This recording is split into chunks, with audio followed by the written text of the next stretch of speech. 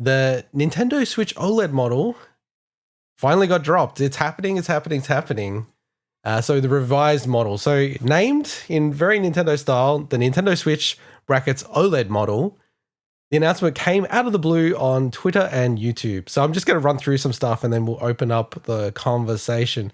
So in terms of features, a lot of the things that were leaked and reported on were 100% correct. 7-inch OLED screen, adjustable stand. But a lot of the features that we were hoping for, I think, including a brand new chipset, GPU, CPU, 4K, DLSS, were not there and confirmed to not be there.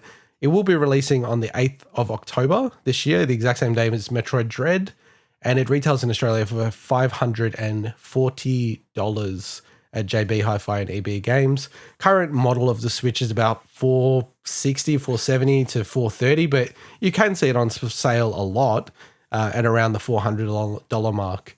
In terms of are there going to be midnight launches, I did ask a few of the local EB people that I know. Now, Sydney is in a crazy lockdown at the moment, probably going to last till October. But at least from what they're saying, they don't believe that there'd be any chance of midnight launch, and partly due to interest for the console as well. It has not sold out. It's still available everywhere if you want to order it. So in terms of the details, so in terms of the Switch itself, it has a bump from 6.2 inches to 7 inches. Nice.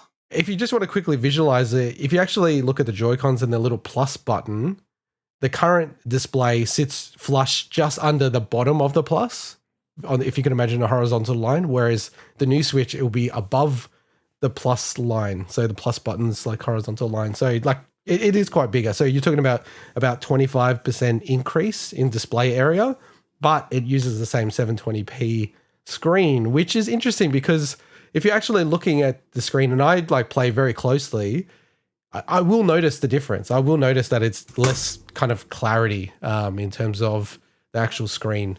In terms of the adjustable stand, it's very much like the Microsoft Surface. There's a bump up to the internal storage from 32 gigabytes to 64 gigabytes. The speakers have been enhanced. People are saying who've had hands-on, it's noticeable, but it doesn't blow you away, which is a little bit disappointing for me. It's available in 2 color schemes as a SKU, but that's all the Joy-Cons and the dock. So it's white or black/neon red and blue. It is going to be, oh no, actually I correct myself. The dock isn't black. I think it's still white even if you get the neon. Is that right, Swinny? Actually, do you mind checking that? Yeah, I'll have a look. I can't visualize it. I can't remember if the dock's going to be black or it's all going to be white, even if you get the neon red and blue. I have not seen any pictures of the dock being the color, but I'll check it out now. All right, if you don't mind checking on the neon red and blue. In terms of the size of it, the actual Switch itself is going to get bigger. So it's a bit strange. So the width, it's going to be about a third of a centimeter wider. So just from a tolerance point of view, that might mean it won't fit into a lot of cases. Okay, so I can clarify. So the box of the one with the neon red and blue, the dock is black. Wow, so that is interesting. I'm surprised that they've gone to that effort because that means they're producing double, right? Yeah. I don't think it would look nice though. Red and blue would have been cool. I don't think it would look nice though. That's you probably reckon why. It wouldn't? I think it'd be a cool combo. Yeah, and it's also heavier, so it's 20 grams heavier with Joy-Cons. Well, either Joy-Cons attachable by itself. In terms of the dock, as we're just talking about, probably the biggest change, like apart from the visual changes, that they've removed the behind the case USB 3 port, so they've eliminated that, and they put a built-in LAN port, and they did advertise that, which is quite funny given that the original Xbox had a LAN port. And they've still got the 2 USB ports at the front, but they're both USB 2.1. So the current Switch has a USB 3.0, but it hasn't been activated. They've never had a firmware update to activate the 3.0 functionality of it. So kind of interesting that they've always had that. It's a bit rounder. It does seem like they've responded to some of the criticism about scratching the Switch. So it's a bit curvier at certain portions just to sort of, smooth it out, make sure that people don't scratch their Switch. It does seem like it's accommodating a wider Switch, but then I don't know how it works because they have said that you can use them interchangeably. So you can use an original Switch and put it on the new dock or the new Switch and vice versa. So well, I imagine they're saying that in regards to the Joy-Cons, because the Joy-Cons have space there, whereas if your note here about the Hori Split Pad Pro is different because it juts out, you know. Well, yeah, and I'm not sure if it'll fit or not. Like, I just have to see. It'd be really frustrating if I can't use the Split Pad Pro because I kind of just roll with that now. Yeah, so it's interesting. The dock, they've said that it's going to be sold separately. We don't know any pricing in Australia yet, but I'm guessing it'd be like 130 Australian dollars, which is kind of overpriced, but that's what it normally retailed for. I think we've covered most of the stuff that's the same. The one thing I just wanted to call out before we just open it up is, you know, the Switch actually has had a revision. This is the third revision of the mainline, you know, console. And that was back in middle of 2019. So that was what I was referring to at the start of the show. I thought that was like 3 years ago, but I think the pandemic has just skewed all my mind in terms of how long things have been. I was really debating about getting this revision because they actually were using a custom Tegra X1 system on a chip, like CPU. Like that was the one thing that they changed, right? And it bumped it from like it was like 900 megahertz or something like that to 1.3 gigahertz. From a compute perspective, instead of using that power, they just used it to extend the battery, right? That is the exact same chipset that they've got in this model. And for me, like, and I guess just opening it up, and I'll throw to you first, Mike, like, for me, in a really weird way, even though this aesthetically looks different, you know, really cool display that I'm going to love, I kind of almost feel like that first revision that they did, so revision 2 with the beefier CPU and battery life, was almost a bigger step up than the step up from that to this. I don't know. What do you think? Possibly, yeah. So I've got what I assume is the revision because I've got the Mario themed one, which came out pretty recently. Does it have a big red box, or which one did you get? It's the one. It's the latest version. That's the Mario themed one. Do you want the one that came with Odyssey? No, like, the one. The Mario themed looking one that's fully red. That's the revision. Which would have been the revision one. It's probably the most recent special one they've had. It is. So I'm assuming it's a revised one. Yeah. Now, what I find interesting is I played mostly handheld, and I obviously did no tests between the original one that I used to have, which was a launch one, and the new red one that's supposed to have longer battery life. But honestly, I don't actually really notice a longer battery life coming out of it. I still feel like I'm still only getting the 4-point-something hours out of those games. Now, that's not to say that maybe it's slightly longer and my perception of it is a bit skewed, but I'm just not feeling that 9 hours that you kind of expect. In fact, relatively speaking, having played similar games, I'm not really feeling that it's that much different to my original Switch. I know it's supposed to be, but it doesn't really feel like it. It definitely is. So, yeah, I'm sure it would be, but it certainly doesn't feel like it, which is a bit odd. And I'm assuming because I play on the Lite as well that it's same sort of lifespan as the Lite. The Lite was the Lite more in line with the original Switch. I don't have those specs in front of me. Yeah, I don't really know either. I think the Lite's extended as well from memory. But in any case, it's I mean, having extra battery life, especially for someone that plays handheld, is very useful. But it's not a huge deal because I mean, you don't generally have gaming sessions that on a Switch that lasts 5 hours, and if you do, you probably need to put it down because your hands are going to cramp in handheld mode. So I never found that to be an issue. You know, you just plug it in, charges up pretty quickly. It's all good. So for my use, I literally got my Switch on the first day it was available back in March 2017. Like my Switch, I always run into battery issues. Like constantly, I'm getting the warning coming up saying, I've seen it a lot too. It's turn off, blah, blah, blah, blah, blah. So for me, it's going to be a huge change, like way more battery life, you know, the display. But don't expect too much. Like the way more, it's probably a perception thing. You kind of just let it go. You forget about it. You're engrossed in the game. And if you're anything like me, you're going to keep seeing that battery meter. It's going to keep saying you're low on battery. Trust me. An extra 2 hours is pretty huge. Oh, it's huge, but you'll play that extra 2 hours. You'll forget to charge it and you'll still see that message come up. So I just checked the Lite. So it's 3 to 7 hours. So it's slightly better than the old one, but much worse than the new revision. Okay, fair enough. Interesting. So back in terms of the OLED Switch, first of all, I called it. I said it wasn't going to be a Pro model. I mean, I don't think it was a secret or anything, but I kept saying, I don't think it's a Pro model. Don't get your hopes up. It's going to be a few revised things, and it's just going to be I did probably say that it was going to maybe replace the existing Switch lineup, but I was wrong on that. It looks like it's an addition to the existing lineup, which makes it a really interesting proposition when it comes to buying it. I think if you already have a Switch, unless you have the first generation, and even then, okay, maybe the battery life's going to be better. I don't know. I don't know if it's worth the $300 upgrade. It's not really worth it. If you've got the latest version of the current Switch, I definitely don't think $299 as an upgraded EB Games, which seems to be the cheapest option, not including how much you can sell it for on eBay, obviously. That's completely depends on a lot of factors. But if you're new to the market, I think it's worth paying the extra.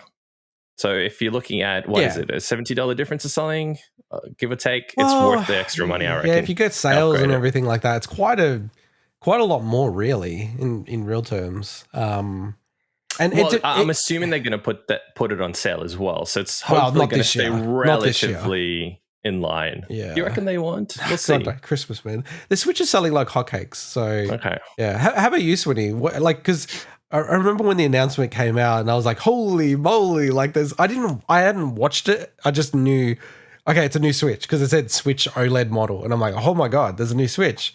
And I sent it to you guys. We probably should have recorded something. It was kind of dumb on my part. I'm not thinking like a content person. But how did it hit you, Swinny, when you watched the announcement? You know, because I don't think you knew what it was when you were watching the video, right? I mean, yeah. So I think I'd actually read an article before I watched the video. Oh, okay. Yeah, you always do that. You missed the spoiler. No, I just wanted to quickly get, because I know Nintendo, like, I knew it was just going to be something of some hipsters on a rooftop doing stupid stuff. So I just wanted to get the quick specs just so that I could absorb it quickly. Honestly, look, it is what it is. It's basically, to me, it's like, the equivalent of like the 3DS XL kind of upgrade, where it's essentially just a bigger screen with a couple of minor improvements, but generally the hardware is the equivalent. The couple of things I just wanted to mention that we didn't really call out was the fact that there's been no mention at all of any changes to the Joy-Con hardware. Oh, they've confirmed there's no changes. Yeah. So that basically means that any issues to do with drift would essentially still exist, which is, to me, just an absolute travesty, because that is, to me, the biggest failing of the Switch hardware. And also the fact that, because it's wider, some accessories may not actually fit anymore, depending on how tight the carry cases are and things like that. It's a very minor increase in width, but some of them might be really, really snug. So just kind of maybe just check that before you kind of run out and purchase it if you're planning on using the same stuff. And apparently Labo may not fit as well, considering you got to slot the Switch into some of that stuff. Oh, so Labo won't work correctly because it also lines it up to the display itself in a lot of games. So given the display is bigger, Labo in most cases won't be able to be used on this. Yeah, I don't think most people are probably going to worry too much about that. Yeah, I don't think in 2021. People really care about Labo. It's weird that Nintendo didn't worry about that. Well, they did mention it, but what are they going to do? Not upgrade because of Labo? Because no one even plays it. So look, it's obviously disappointing that there's not more to this. A lot of the rumblings I've heard around, what was going on with this reporting, because, Bloomberg is very reputable. Yep. And the idea of how, specifically, we got the 7-inch OLED screen, we've got the new kickstand, which is great. I think the stand is one of the best improvements they've done to this. Oh, really? Because the existing stand, I just so crap it's on the pointless. Switch. Like, I've had so many issues with that. Did you try to use the stand? I've used it before as well. It's not great. When I'm on like a plane or something, Really? I've tried to use the stand and it's just awkward as hell. But just in terms of the other stuff that didn't come to fruition, specifically any 4K or DLSS stuff or the new chipset itself, a lot of the rumblings I've heard is that there's two potential lines of information here. So the line of information about this essential OLED model and a potential model for 2022. So that's the rumblings that I've heard, is that the lines potentially got crossed there, with Bloomberg getting potential information from multiple sources talking about different models of the Switch. So don't think that, look, it could never happen, but there is a chance that we may actually see the upgraded chipset when it actually makes sense. Like, makes sense with the current environment with the chip shortages and stuff like that. That just. I remember when we talked about that, the idea of them of going that route this year seemed kind of crazy with all that stuff happening. But yeah, in terms of would I pick this up? No. If they had fixed the Joy-Cons, then I would have considered it, because I do like the changes they made to the dock. But there's part of me that's also thinking, if the existing model sits pretty nicely in the dock, even like not even talking about the Hori Split Pro, I was looking at getting a second dock potentially in the future anyway. Okay. So maybe I'll pick that one up, or maybe the older docks will you'll start to see a lot of them going for cheap, and I can just pick one of them up. So. Yeah, I'll let you know, because I've pre-ordered this. I'll definitely pick it up. I have to voice my frustration. If I'm lucky enough, because Sydney is in such a brutal lockdown at the moment, if I am lucky enough to go to PAX, the timing is perfectly imperfect. So I'm like on a plane like half an hour before this becomes available to purchase and pick up. So I've ordered like Metroid Dread, Amiibo, Special Edition, Switch OLED, everything. And it's all going to be sitting in my local EB until I get back from Melbourne. Why don't you get them to transfer the pre-order? I honestly think I will. I think I'll call up Makes more sense. I think I'll cancel it all and the Amiibo, but then I'll have to just get the Amiibo when I'm back. But yeah, I think I'll cancel it all and then just do it all at a local, I won't say which one, a local EB to Sweeney probably. So anyway, that's frustrating. But yeah, I guess I'll do that. I mean, the benefit is, and I'm really glad that it isn't like sold out straight away. Like that's such a good thing, because it's such a pain in the ass with the PlayStation 5. Like you have to be like ready to buy one within 30 seconds on it getting released. It's ridiculous, the PS5. I think it's also testament to the fact that it's not wowing a lot of people in terms of the 100%. The upgrade. 100%. Like there's a lot of people that will pick it up, but it's not going to blow people's socks off. And going back to what you're saying, Sweeney, I went back and reread Bloomberg's report. Like honestly, a lot of it's still very accurate, and they're pretty. Oh yeah, they're very careful with what they say. The biggest blunder, I guess, is like they're saying pretty much adamant it's got 4K support, which it doesn't. Right? It's been confirmed. It does not have 4K support. And I 100% agree with you. I'd go even further. I think it's 90% chance that there will be a Switch revision in the next 18 months. And I do think like two things. One, I think it was always going to be lined up with the new Breath of the Wild. And that game has been delayed massively. Like they don't want to talk about it. That game's not coming out next year. That game's going to come out in early 2023. And I think that's when the new Switch Pro is going to come out. And I mean, I've said this all the way through. I think those two things will come out at the same time. There's a lot of bolted on people that just, I don't know, it's almost becoming part of Nintendo now, like a launch Zelda game. And yeah, I think that's when they'll do the revision. And I think part of it is with Furukawa now running Nintendo, he's the most like business person who's been running it. Like it's less on traditions. And he's very much into, how can they juice the IP, everything like that. And I think they're looking at it and going, we're like selling gangbusters right now. The momentum's still keeping up. We can put something out here that will still get people to jump on or get new people to jump across, because visually it looks different. I mean, there's a reason why they made it white. They want to make it so clear to people who come in and go, oh, this is a new thing. This is a new Switch thing. And then I look at it compared to, I can't get a PS5. I can't maybe get an Xbox Series X. It's cheaper than them as well. So if you're a parent, you're like, well, this is cheaper. This is new. I'll just go with the Nintendo one. They're more family friendly. Like from a pure business perspective, it makes so much sense. And I kind of am annoyed with myself getting caught up with the rumors, because I think I tell you all the time, you guys, like I'm not a big rumors fan. And I have to admit it, I got fully sucked in and went against our whole policy. We did. I have to say it. Would you say you were OLED astray? That's a cool title. I like that title. There's been some great puns coming out of all That's a good one. This stuff. That's got to be the title of the show, OLED astray. Yeah, like I was. And I like I said, I'm punching myself, because I'm always like, don't look at the rumors, take information from the reporters, but don't get sucked in. And I got sucked in. And that Jeff Grubb guy, I never will trust anything coming from that guy again. And then the fact that he's now going, I always said it was 2022. I'm like what? Like, here's a tweet where he said it was going to come out before E3. Come on, dude. Yeah, so look, I'm ordering it. So, I'm obviously Nintendo shield here and I'm getting it anyway. But it is a bummer. It makes sense in your case, I think. It makes sense in your case. Mine, I think, is actually dying. Like, the fan, I was going to grab the fan to put it in the microphone. It's like, and I'm like, whoa. Man. I actually think, and my solution to the Joy-Con drift is to trade it into EB and yeah, that is what I think a lot of people's solution is. I bought a secondhand Joy-Con and surprisingly it was actually perfectly fine, which is a bit weird. Yeah, Mike, I expect all of them.